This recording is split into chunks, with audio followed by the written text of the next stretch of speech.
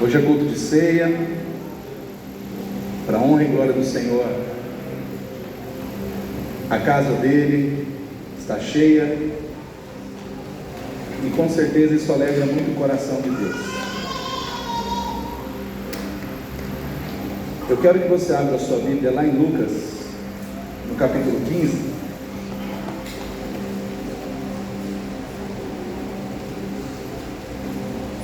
É culto de ceia.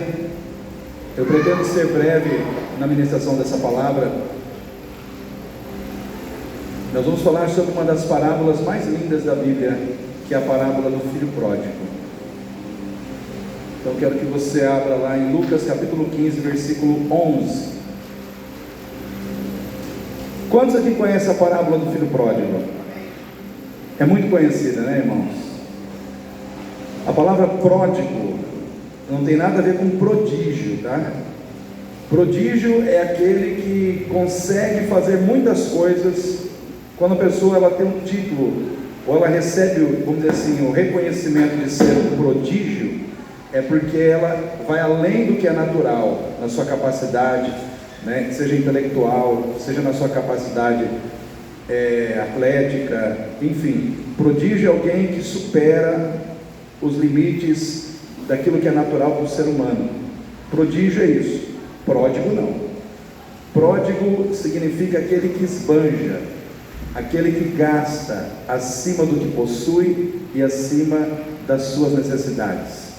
Então, quando você pensar na palavra pródigo, é aquele que esbanja, é aquele que gasta demais, é aquele que não tem limites, né, para aquilo que quer fazer. Isso é um pródigo. Então, quantos já abriram a Bíblia em Lucas capítulo 15 aí, versículo 11? Ok, vai achando aí.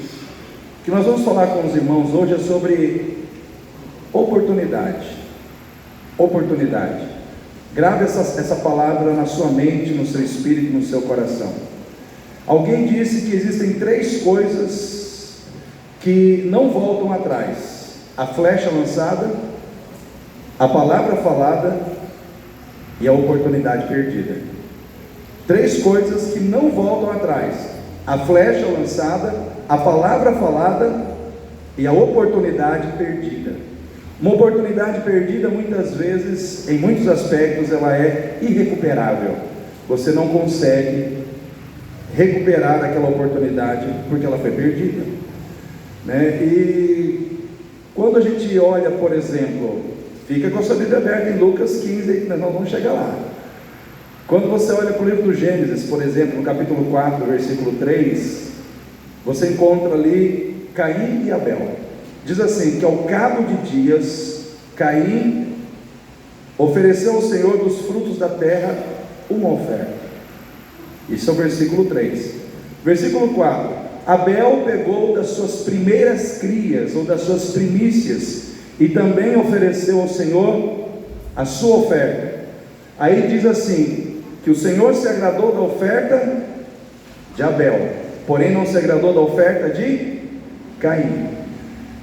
E aí diz o seguinte, irmão, depois você vai lá na sua Bíblia, em Gênesis, é que eu gosto de decorar versículos. Os irmãos já perceberam que eu decoro 4, 5, 6 versículos assim, com facilidade, é uma capacidade que Deus me deu. Então, por isso também, tipo assim, eu não peço os irmãos ficarem abrindo a Bíblia, né? Então isso facilita na hora de eu explanar a palavra.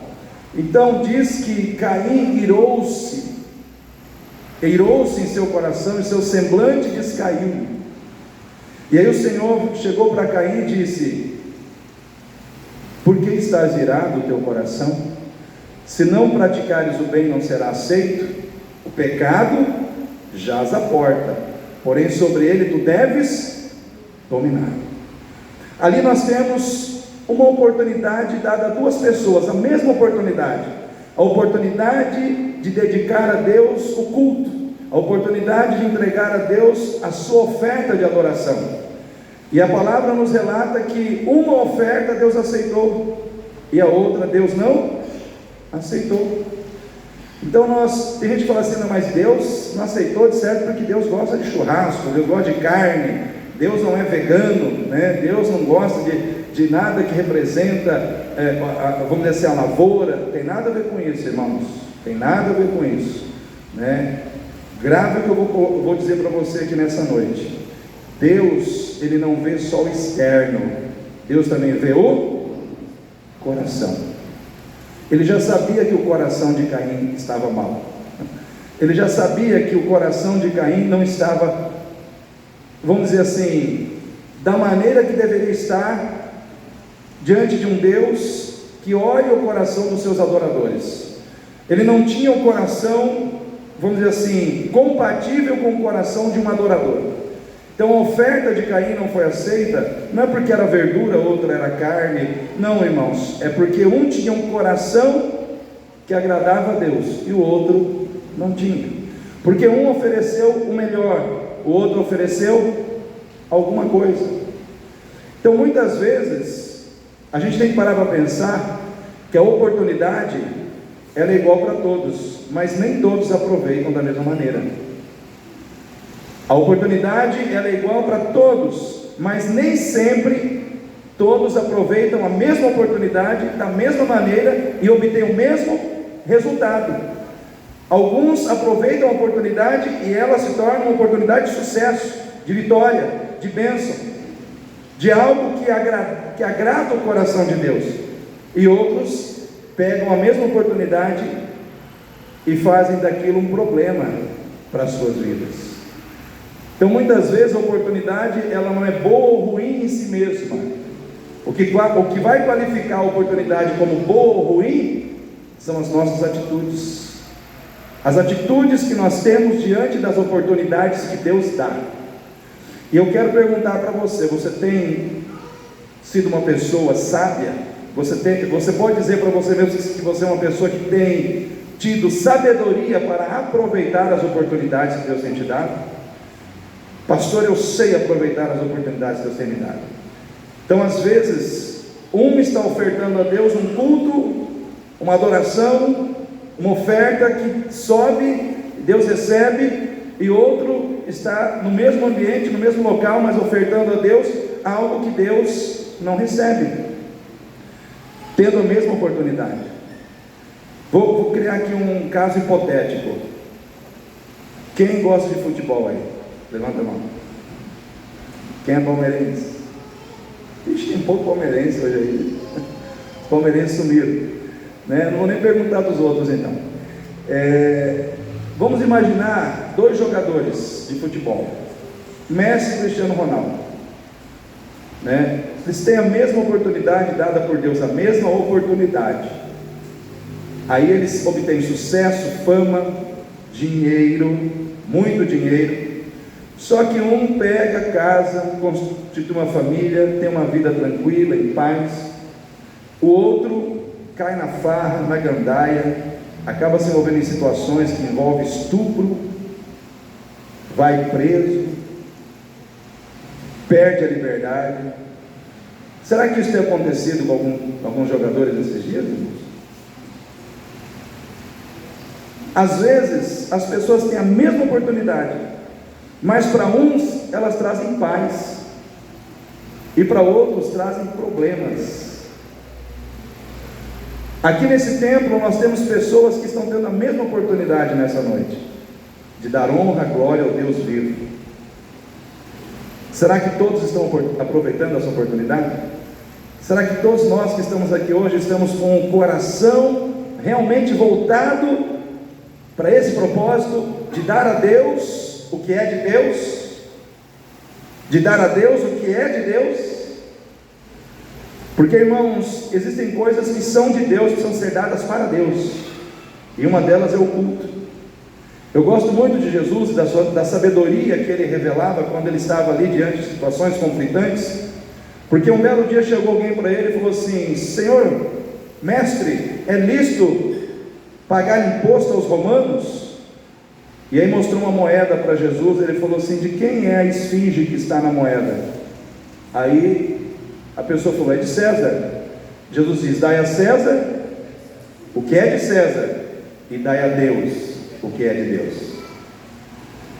Jesus em nenhum momento, irmãos, ele era pego em pegadinhas. Jesus não se deixava envolver pela manipulação dos homens. Ó Senhor, aqui tem uma mulher pega em adultério, é o seguinte, na lei de Moisés manda apedrejar. E aí?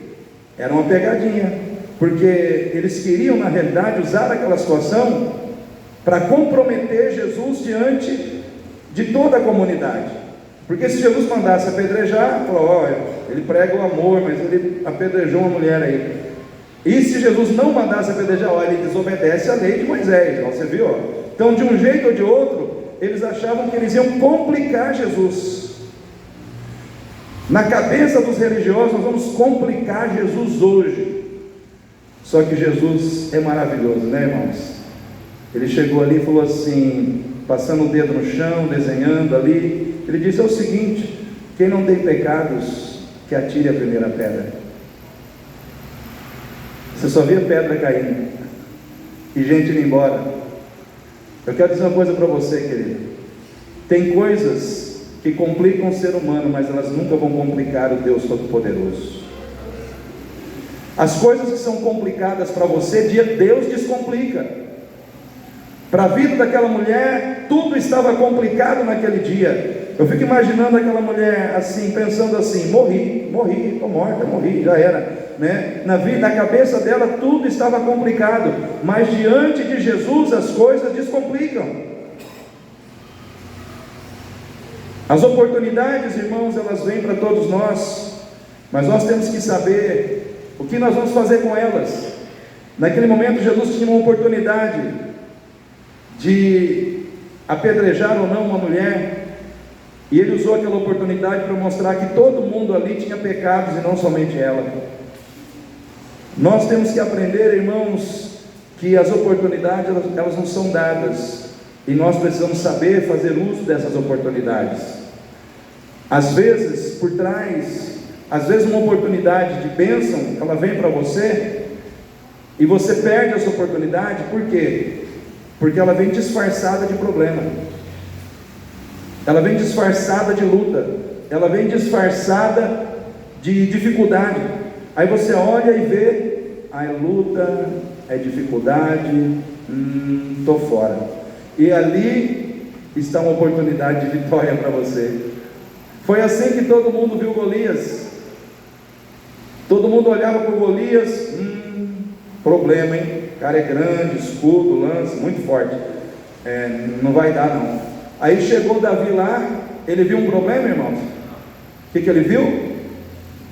Uma oportunidade. O que darão a quem lutar contra esse incircunciso filisteu que desafiou os exércitos do Deus vivo?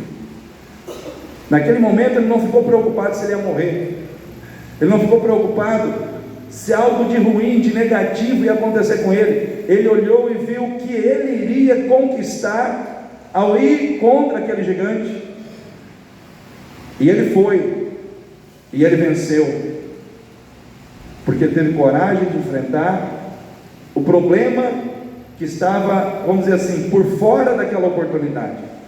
Às vezes existe um problema, ou um aparente problema diante de você, e Deus está dizendo: filho, tenha coragem, enfrenta, tenha fé, eu estou contigo. Por trás disso daí tem uma oportunidade. Se você entrar nessa batalha, você vai sair dessa batalha vitorioso, você vai sair dessa luta vitoriosa. Mas tenha coragem de enfrentar o problema, a dificuldade que está muitas vezes revestindo a oportunidade que eu estou te dando. Irmãos, as oportunidades elas vêm, e nós temos que saber lidar com essas oportunidades. Então as oportunidades elas fazem parte da vida. Às vezes nós perdemos a oportunidade de nos enchermos da presença de Deus, porque estamos preocupados demais com os desejos da nossa carne.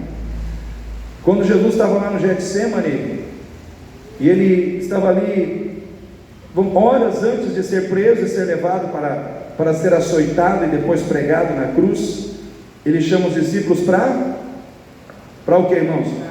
Orar. Que oportunidade, irmãos! Oportunidade de orar, oportunidade de buscar a Deus, oportunidade de se encher da presença de Deus, de sair daquele Getsemane com os olhos cheios de fogo, de sair dali com o coração ardendo para fazer a vontade de Deus. Só que o que eles preferiram fazer? Eles foram dormir. Às vezes Deus está te dando oportunidade para você buscar, para você se encher, porque Ele sabe que desafios virão diante de você, e que se você não estiver cheio da presença dEle, você vai fraquejar. E aí Ele te convida a orar, Ele te convida a buscar, Ele te convida, Ele está te dando a oportunidade de você se encher, de você estar na casa dEle, de você se encher da presença dEle. Mas muitas vezes o mais importante para você é satisfazer os desejos da sua carne, porque você fala, não é pecado. Não é pecado assistir televisão, não é pecado assistir Netflix, não é pecado assistir isso, aquilo outro, festar. Aí você fica nessa de que você tem que ficar justificando as coisas para você mesmo, para você dizer não às oportunidades que Deus está te dando, para fazer de você uma pessoa cheia do Espírito Santo. E muitas vezes nós, como crentes, estamos mais cheios de nós mesmos do que de Jesus. Infelizmente, nós muitas vezes estamos mais cheios de nós e vazios de Jesus. Por quê? Porque estamos trazendo para dentro de nós, estamos pegando as oportunidades que Deus nos dá para agradar os nossos corações. Irmãos, nós precisamos como igreja nesses dias nos levantarmos para buscar intimidade com Deus, não pensando tanto nas bênçãos que Ele tem que nos dar, porque se nós olharmos, irmãos, para a nossa realidade aqui hoje, nós temos muito para agradecer, amém? Quem gostaria de morar lá em Gaza? Quem quer uma passagem para Gaza aí?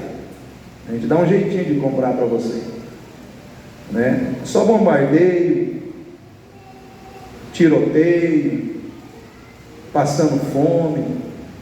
Tem alguém aqui passando fome? Tem alguém que quando sai daqui tem que sair escondido para não levar nenhuma bala, né? Não, irmão, você pega seu carro, sua moto, seu Uber, né? Não sei qual é o seu meio de transporte, e vai para a tua casa. Chega lá tranquilo. Mas tem gente que não tem essa condição. Tem gente que está passando uma luta terrível. Irmãos, você não precisa conhecer muito de Bíblia para entender que nós estamos vivendo um panorama pré-apocalíptico em relação à volta de Jesus. Nós sabemos que todo esse conflito que está se desencadeando no mundo, e que envolve essa questão de Israel, tudo gira em torno de Israel, tudo gira em torno de Israel. E a mídia está trabalhando para gerar uma antipatia em relação a Israel, porque a mídia, ela está fechada com o sistema mundial. Então a mídia, ela vai fazer de tudo para dizer que Israel é vilão, que Israel é isso, que Israel é aquilo, para jogar todo mundo contra Israel. Mas nós sabemos que Deus tem um projeto com Israel. Existem promessas que Deus vai cumprir para Israel. Existem promessas que são para a igreja. Existem promessas que são para a nação de Israel. Quando Deus fez uma promessa a Davi, Ele disse: não faltará sucessor, descendente seu que se assente no seu trono. Sabe o que Deus estava dizendo a Davi ali, irmãos? Vou falar assim profeticamente, tá? No seu trono, Davi, vai se sentar o Messias. Ele vai governar eternamente.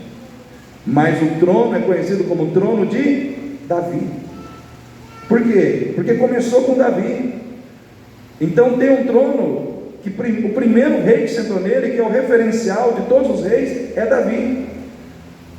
Até Jesus é chamado de filho, Jesus filho de Davi. É um termo messiânico. Deus não é desorganizado, irmãos. E Deus, ele cumpre a sua palavra na íntegra. Ele vai cumprir. Nós estamos vivendo um tempo em que a igreja precisa buscar a Deus, usar a oportunidade que Deus está dando para se aproximar mais de Deus, para estar firme, porque podem vir dias de grande dificuldade, podem vir dias de grandes batalhas e lutas, que aqueles que estão mais perto de Deus vão ter muito mais capacidade para enfrentar, né? Agora quem está longe, né, pode sofrer um pouquinho mais, pode ter uma dificuldade maior de entender, pode até se desviar da fé, porque, irmãos, eu vejo que é um tempo onde Deus está balançando a figueira, para saber quem é dele e quem não é. Não que ele não saiba, mas para mostrar para a gente mesmo se a gente está com ele ou não. Porque Deus é onisciente, Ele sabe todas as coisas, mas nós não sabemos. E aí Ele coloca as provas diante de nós para nos mostrar em que situação nós estamos. Sabe, para a gente dar uma acordada, para a gente se levantar. Então, oportunidades, elas fazem parte da nossa vida. Todos os dias Deus te dá a oportunidade de xingar no trânsito, ou de ter paciência no trânsito. Todos os dias Deus te dá a oportunidade de amar a sua família, de ser alguém que faz a diferença dentro da sua casa, com a sua esposa, com o seu marido, com os seus filhos, ou de ser uma pessoa que as pessoas têm medo de você dentro de casa, ou que as pessoas vivem orando para você mudar. Sabe aquela pessoa que é o alvo da oração da família? Senhor, muda essa pessoa, Jesus, está difícil, Senhor, ela está chegando, está chegando. Já imaginou você ser uma pessoa que todo mundo deve ficar orando para você mudar?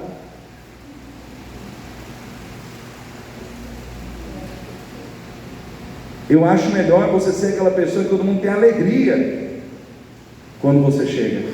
Chegou. Irmãos, o filho pródigo é uma história muito interessante. Lucas capítulo 15 versículo 11 diz assim: um certo homem tinha 2 filhos. O mais moço disse ao pai: Pai, dá-me a parte dos bens que me pertence. E ele repartiu por eles a fazenda. E poucos dias depois, o filho mais novo, ajuntando tudo, partiu para uma terra longínqua, e ali desperdiçou seus bens, vivendo dissolutamente. E havendo ele gastado tudo, houve naquela terra uma grande fome, e começou a padecer necessidades. E foi e chegou-se a um dos cidadãos daquela terra, o qual mandou para os seus campos a apacentar porcos, e desejava encher o seu estômago com as bolotas que os porcos comiam, e ninguém lhe dava nada. E tornando em si, disse: quantos empregados de meu pai têm abundância de pão, e eu aqui pereço de fome? Levantar-me-ei, irei ter com meu pai, e dir-lhe-ei: Pai, pequei contra o céu e perante ti, já não sou digno de ser chamado teu filho, faz-me como um dos teus empregados. E levantando-se foi para seu pai, e quando ainda estava longe, viu a seu pai, e se moveu de íntima compaixão. Correndo, lançou-se-lhe ao pescoço e o beijou. E o filho lhe disse: Pai, pequei contra o céu e perante ti, e já não sou digno de ser chamado teu filho. Mas o pai disse aos seus servos: Trazei depressa a melhor roupa, vestiu-o e ponde-lhe um anel na mão e sandálias nos pés, e trazei o bezerro cevado, matai-o e comamos e alegremo-nos, porque este meu filho estava morto e reviveu, tinha se perdido e foi achado, e começaram a alegrar-se. Amém, igreja? Oportunidades. Não perca a oportunidade. Fala para o seu irmão, e não perca a oportunidade. Primeiro, não perca a oportunidade de ser grato por tudo aquilo que Deus tem colocado na sua vida. A gratidão atrai bênção. Quanto mais grato você for, mais você vai receber.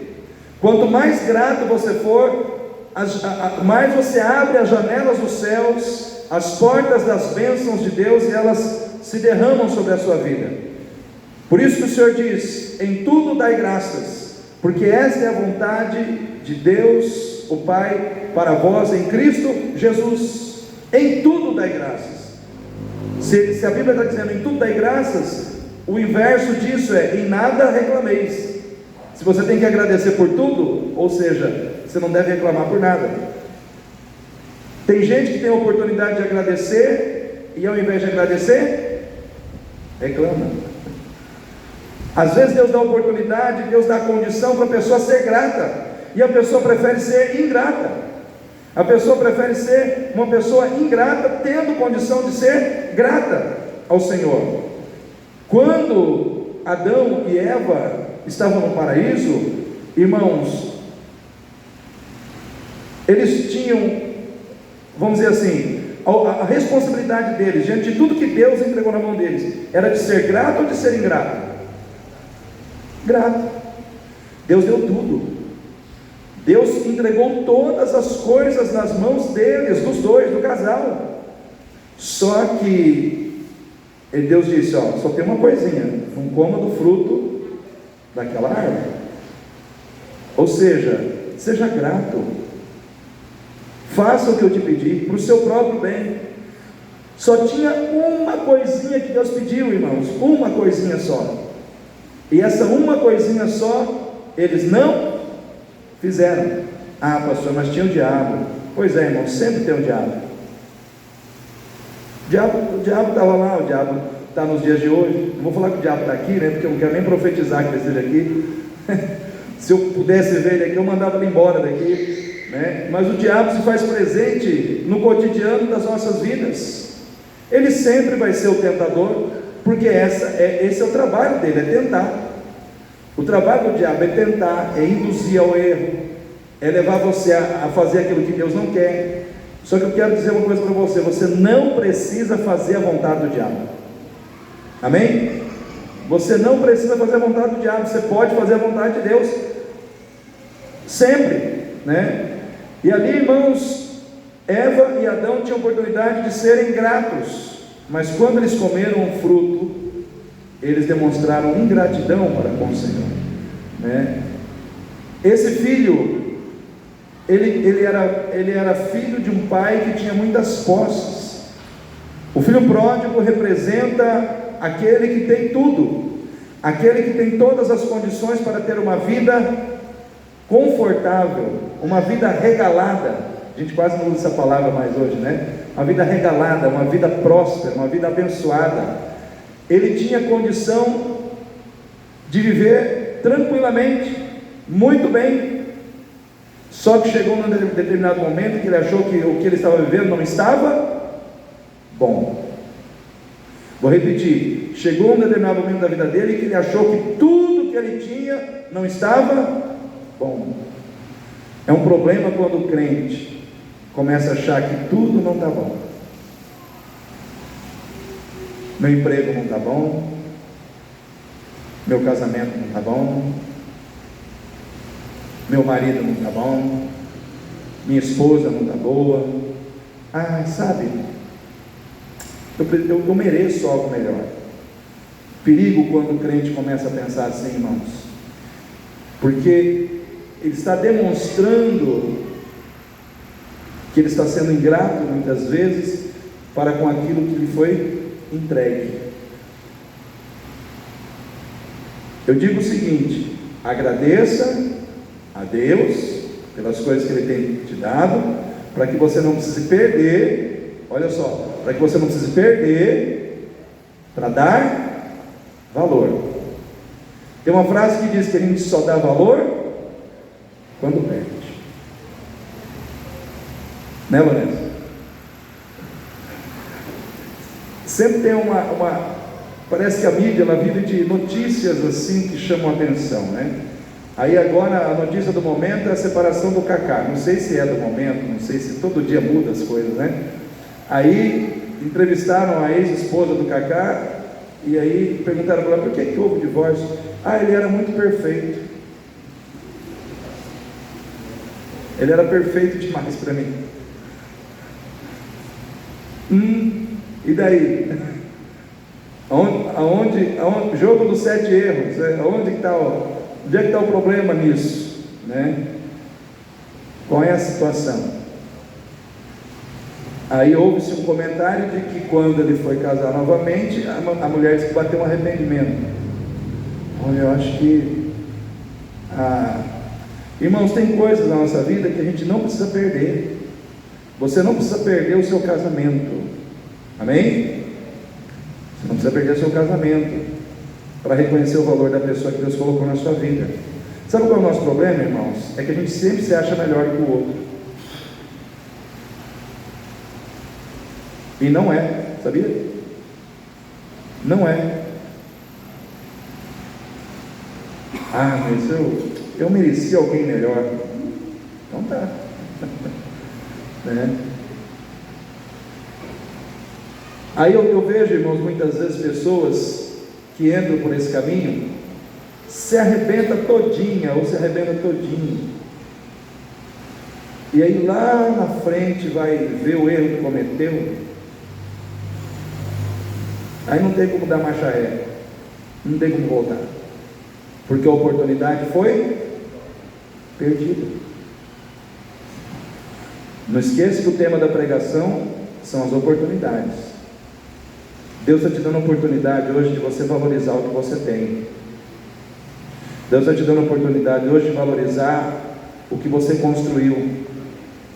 Deus está te dando a oportunidade hoje de olhar para as pessoas que estão na sua vida e dizer: você é importante para mim. Deus está te dando a oportunidade hoje de reconhecer que a bênção de Deus está sobre a sua vida. Porque se tem um tipo de gente que Deus gosta, é quem agradece, irmão. Agradeça, agradeça, marque ponto no céu, marque ponto com Deus, seja grato, seja grata.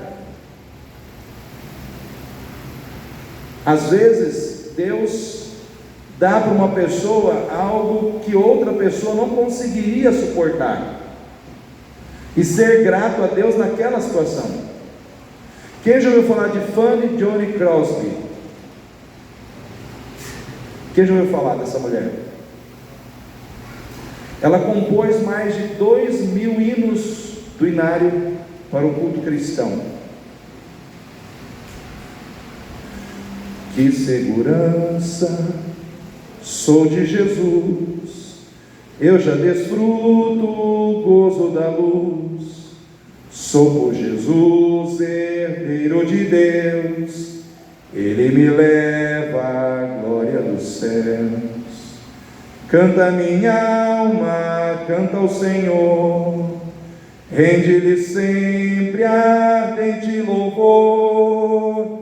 Canta minha alma, canta ao Senhor, rende-lhe sempre ardente louvor. Essa mulher compôs esse cântico. Ela era cega. E aí? Se você nascesse cego, será que você comporia 2.000 hinos de louvor a Deus, como ela fez? Dizendo: Senhor, eu estou na escuridão de uma vida física, mas eu estou na luz de Jesus. Estou na luz de Jesus, aleluia. O coração dela exultava de prazer por estar em Cristo, apesar da cegueira. Gratidão fluía da sua vida. E ela não foi em campanha de oração para Deus curar ela. Tem uma campanha ali que o camarada que está lá o cara é dos dons, é dos dons. Vai lá que vai ser curado. Não, ela não foi atrás disso não, irmãos. O que ela queria era agradecer a Deus. Agradecer a Deus, apesar da sua cegueira. Tem gente que vê, tem 2 olhos, e reclama, reclama da vida, reclama do marido, reclama da esposa, reclama do emprego. Daqui a pouco perde, hein? E aí? Aí quem sabe você vai dar valor. Irmãos, antes de ser pastor, eu sou pastor em tempo integral, graças a Deus. Mas eu também tenho que agradecer a Deus, porque até 2016 eu fui funcionário de banco. Eu trabalhei em banco 28 anos. Fui gerente no Bradesco, fui gerente no Sicredi, adquiri muito conhecimento de gestão de pessoas, que você puder imaginar. Mas hoje eu sirvo ao Senhor, vamos dizer assim, eu conduzo o reino, as ovelhas de Cristo. Mas eu lembro das oportunidades que me foram dadas. Se eu fosse olhar para dinheiro, eu não estaria aqui hoje. Eu lembro quando o banco falou: olha, nós temos uma promoção para te dar, mas você tem que sair de Campo Grande. Porque é assim que funciona, irmãos. As grandes empresas, principalmente banco, eles têm uma sistemática de promoção para gerente de agência. Então você começa gerenciando uma agência pequena, depois uma média, uma grande, uma mega. Para você chegar nas megas, você tem que fazer um rodízio em todo o estado, você tem que passar, sair, ir para o interior, enfim. Então, na época eu falei, eu não posso sair de Campo Grande. Por quê? Eu falei, eu sou pastor de uma igreja. Você é pastor de uma igreja? Né? Aí já começou a complicar para o meu lado. Né? Passou um tempo, veio outra proposta de transferência. Eu recusei de novo. Não deu outra, irmãos. Você não está comprometido com a gente? Então nós também não estamos comprometidos com você. Foi bom enquanto durou. Tchau. É assim, irmãos. Mas eu me comprometi com alguém muito maior. Eu me comprometi com alguém que tem condição, uma condição muito maior de me sustentar. Chama-se Jesus Cristo de Nazaré. Todos nós temos que fazer escolhas. Todos nós temos oportunidade de dizer sim ou não. Em alguns momentos da nossa vida, o não que você vai dizer vai determinar para que lado você vai caminhar, né? E quando eu estava falando agora há pouco de perder para valorizar, eu me lembro que quando eu entrei no banco, bem jovem ainda, eu comprei o meu primeiro carro com uma Brasília amarela, bem amarelona, irmãos. Pensa numa Brasília ajeitada. Só que o que acontece? Eu ia buscar a Marlene na faculdade, naquela época não era Uniderp, era CESUP. Quem lembra do CESUP? Vamos ver quem é velho que nem eu aqui. Aí tinha um curso lá chamado Telecomunicações, né? Foi o que ela fez lá. E aí eu ia buscar a Marlene de Brasília amarela. Aí eu via as amigas dela, Brasília amarela, né? Aí, tipo assim, o pessoal tirava o sarro na minha Brasília. Mas só que algumas delas não tinham carro para carona comigo. Aí antes de levar a Marlene, eu levava elas, né? Então a Brasília amarela serviu. Só que de tanto falar mal da minha Brasília, aquilo foi entrando na minha cabeça, eu peguei e vendi a Brasília. Fiquei a pé. Ai, como deu saudade da Brasília.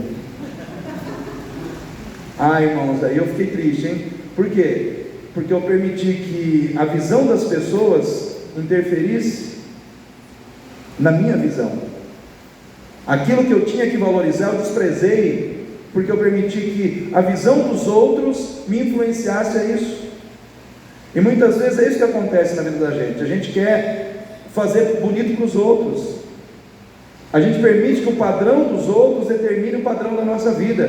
Eu quero dizer uma coisa para você, querido. Quem tem que determinar o que é bom ou ruim na tua vida é o Senhor. Não perca para dar valor, agradeça. Agradeça. Agradeça as oportunidades que Deus tem te dado. Porque, irmãos, as oportunidades vêm para todos, mas nem todos aproveitam a mesma oportunidade e têm o mesmo resultado, porque não sabem aproveitar as oportunidades dadas por Deus. Quando Jesus veio, muitas pessoas foram curadas, sim ou não? Uma pergunta: todos os doentes foram curados por Jesus? Não, não foram todos, mas aqueles que buscaram foram. Eu lembro que alguém falava para mim assim, que a oportunidade ela é que nem um cavalo encilhado, passa só uma vez. Quem já ouviu essa frase aí? É que nem um cavalo encilhado, ele passa uma vez, se você não subir nele já era, você perdeu.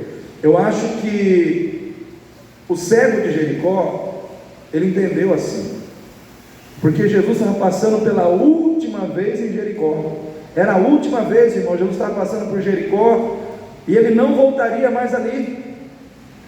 E aquele cego, ele era cego, mas ele não era bobo, né? Sou cego, mas eu não vou perder essa oportunidade. E ele começou a clamar: Jesus, filho de Davi, tem? misericórdia de mim. Jesus, filho de Davi, tem misericórdia de mim. Jesus, filho de Davi, tem misericórdia de mim. E começou a incomodar um monte de gente, e muita gente falou: cale-se. Ele falou: calo nada. Aí ele gritava mais alto ainda: Jesus, filho de Davi. Por quê? Porque ele não queria perder a sua oportunidade de ser curado. Tem muita gente que às vezes vai ser empecilho no teu caminho, e você vai ter que impedir, você vai ter que vencer isso. E aquele homem clamou até que Jesus parou e o curou. Não foram todos os cegos que Jesus curou, nem todos os leprosos que Jesus curou, mas aqueles que olharam para a oportunidade e colocaram naquela oportunidade fé, colocaram naquela oportunidade busca, colocaram naquela oportunidade o desejo de receber do Senhor aquilo que Ele tinha para dar, saíram abençoados da presença de Deus. Ou seja, a oportunidade ela vem para todos, mas como nós estamos encarando as oportunidades que Deus nos dá? O filho pródigo, ele foi ingrato. Ele tinha a oportunidade de ser grato, ele foi ingrato. O que aconteceu com o que ele levou? Perdeu tudo. Perdeu tudo. E quando ele perdeu tudo, ele começou a refletir sobre a oportunidade que ele tinha perdido. Irmãos, segundo, não perca a oportunidade de esperar, ao invés de se precipitar. Fala para o seu irmão aí: não perca a oportunidade de esperar. Se tem uma coisa que é difícil para o tal do crente, ainda mais o crente de hoje, é esperar. O crente de hoje, ele é imediatista ao extremo, né? Ele quer as coisas para ontem, e tem coisas que você tem que esperar. Você tem que esperar. Aquele filho pródigo, como eu disse, pródigo significa esbanjador, aquele que gasta mais do que possui, mais do que necessita. Aquele filho pródigo, se ele esperasse o tempo certo para receber a sua herança, ele amadureceria, entenderia como lidar com todos os bens que já eram de sua propriedade. Era natural, irmãos, era só esperar. Mas ele não teve paciência. Pergunta para o seu irmão: como é que está a sua paciência, irmão?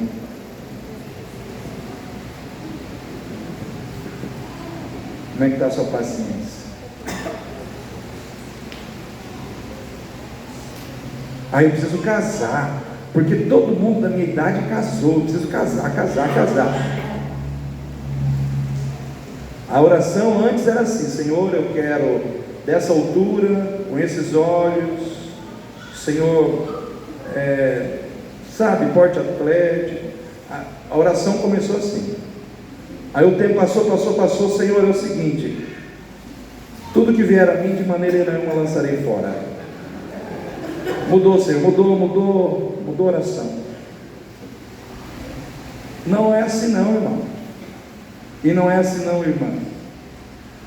Porque pior do que ficar solteiro é casar errado.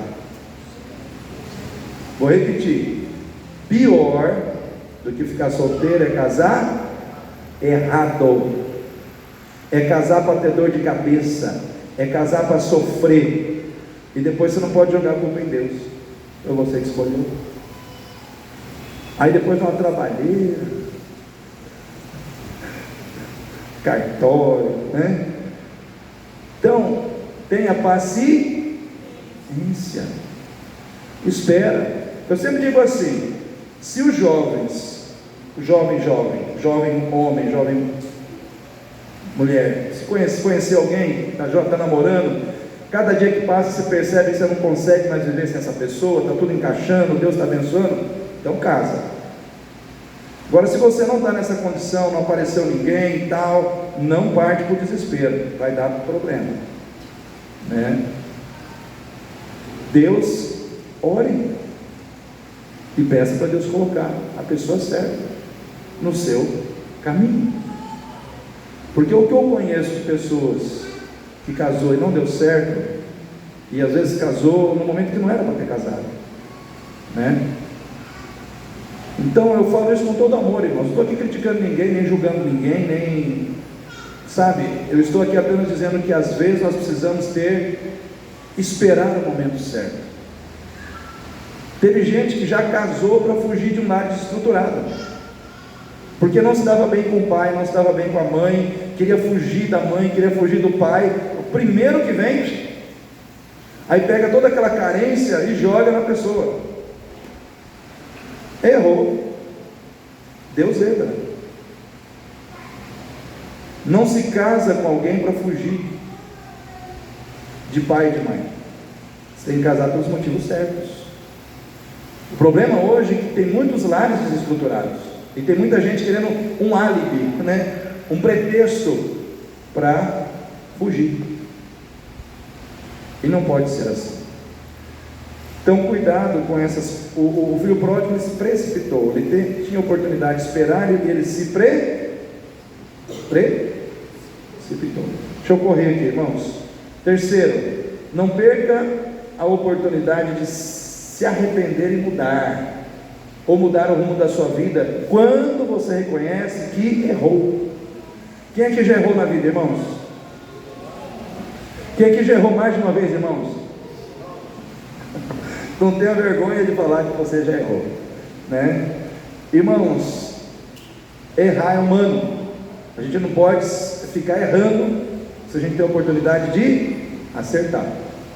Aquele rapaz, quando ele perdeu tudo, ele disse uma frase muito forte para ele mesmo. Isso para mim é muito forte. Quando você lê o versículo 17, diz assim, tem algumas versões que diz assim: caído em si, disse: quantos empregados de meu pai têm abundância de pão e eu aqui pereço de fome? Levantar-me-ei para irei ter com meu pai e dir-lhe-ei: pai, pequei contra o céu perante ti, não sou digno de ser chamado teu filho, faze-me como um dos teus empregados. O que é cair em si? Cair em si é aquela situação em que você reconhece que você errou.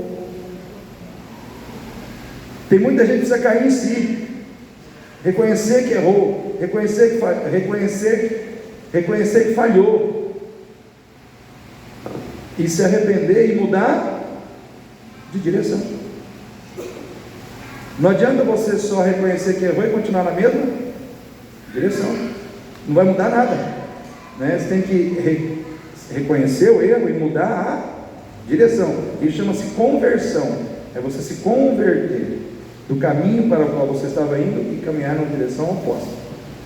Então, aquele jovem, ele aproveitou a oportunidade que o erro lhe trouxe para mudar os caminhos da sua vida, para mudar os rumos da sua vida, para mudar a direção da sua vida. E tem crente que é cabeça dura, tem crente que quando ele erra, ele faz que nem Adão: a culpa foi dela, a culpa foi dele, a culpa foi do Bolsonaro, a culpa foi do Lula, a culpa foi do fulano, mas nunca é. Todo mundo é culpado, menos o verdadeiro culpado, porque não reconhece os seus erros. Sabe qual é uma armadilha de Satanás para pegar o crente? A autojustificação. Eu errei, mas o fulano também é. Eu falhei, mas o ciclano também faz isso. É aquela pessoa que ela usa o erro dos outros para justificar os seus próprios erros. Sabe o que acontece com essa pessoa? Nada. Ela não muda, não sai do lugar. Por quê? Porque não quer reconhecer que errou e precisa mudar. Irmãos, a Bíblia diz, Provérbios 28, 13, 14: aquele que confessa o pecado e deixa, alcançará misericórdia, mas aquele que encobre a sua transgressão, nunca prosperará. Nunca prosperará. Isso não é o pastor Gaudilei que está falando, isso é a Bíblia. Ou seja, é melhor confessar, reconhecer, mudar, que aí você prospera, aí você avança. Amém? Correndo aqui, irmão, estou correndo. Não perca a oportunidade, isso aqui é forte, hein? Não perca a oportunidade de abraçar e acolher aqueles que erraram com você. Vou repetir. Não perca a oportunidade de abraçar, acolher aqueles que erraram com você.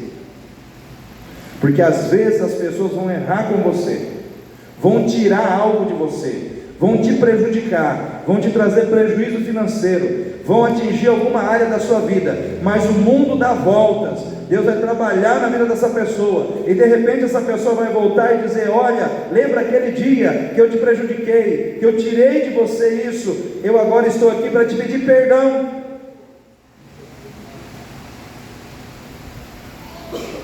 E sabe como você pode reagir? Como o pai do filho pródigo reagiu. Aquele filho voltou, aquele pai não o esmurrou, aquele pai não jogou na cara dele os seus erros, aquele pai o abraçou. Filho, eu estava te esperando. Mas pai, não, eu estava te esperando. Vem comigo. Um abraço fala mais do que muitas palavras. Sim ou não, irmãos? Aquele pai abraçou aquele filho e chorou com aquele filho. Ali houve cura, ali houve restauração. Por quê? Porque alguém soube aproveitar a oportunidade que Deus deu.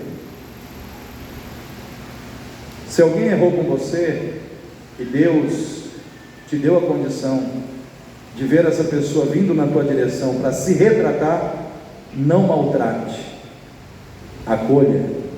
Amém, igreja? Amém, igreja? Em último lugar, para encerrar essa palavra, irmãos, a gente está falando de oportunidades, né? Não perca a oportunidade de, como pecador, de receber a graça e o perdão do Pai, que quer te abraçar, te acolher e te restituir a condição de filho em Cristo Jesus. Porque Deus amou o mundo de tal maneira que deu seu Filho unigênito, para que todo aquele que nele crer não pereça, mas tenha a vida eterna. Às vezes a oportunidade é dada a todos, mas só aproveita a oportunidade quem cumpre as exigências impostas pela oportunidade. Deus amou o mundo e deu o seu Filho unigênito para a salvação do mundo. Essa é a oportunidade. Qual é a maior oportunidade que o ser humano tem? É a salvação em Cristo Jesus. Essa oportunidade é para toda a humanidade, para todas as pessoas, em todas as tribos, raças, línguas e nações. Deus amou e deu o seu Filho para salvar, pela graça, a todos os pecadores. Mas quem é que recebe? Só quem crê em Jesus. A condição para você viver essa oportunidade é crer em Jesus, para que todo aquele que nele crê. É para todo aquele que nele crê. Ou seja, a condição existe. Você tem que crer em Jesus. Você tem que entregar a sua vida para Jesus. Deus amou, amém. Mas essa oportunidade de salvação não será sua se você não crer. E crer é entregar a vida para Jesus. Marcos 16:16. Aquele que crer e for batizado será salvo, mas quem não crê já está condenado. Por quê? Porque o ser humano, na sua condição natural, ele está debaixo da condenação do pecado. Agora você tem a oportunidade de sair da condenação e entrar na salvação. Quem já aceitou essa oportunidade, já abraçou essa oportunidade de sair da condenação e entrar na salvação aí? Glória a Deus mesmo. Agora, se você ainda não abraçou essa oportunidade, Deus está te dando essa oportunidade hoje. O que você vai fazer com essa oportunidade? Eu vou encerrar essa mensagem dizendo isso: a oportunidade é tua hoje. Hoje o Senhor te coloca diante da oportunidade das oportunidades. Entregar a sua vida para Jesus, para receber a salvação da sua alma. Só tem salvação em Jesus. Só o sangue dele traz perdão sobre os seus pecados. Essa oportunidade é dada a você hoje. Deus, ele entrega essa oportunidade para você hoje. Ele quer saber se você tem peito para crer, e em crendo, aceitar, e aceitando, receber a salvação. Então nesse momento vamos ficar em pé.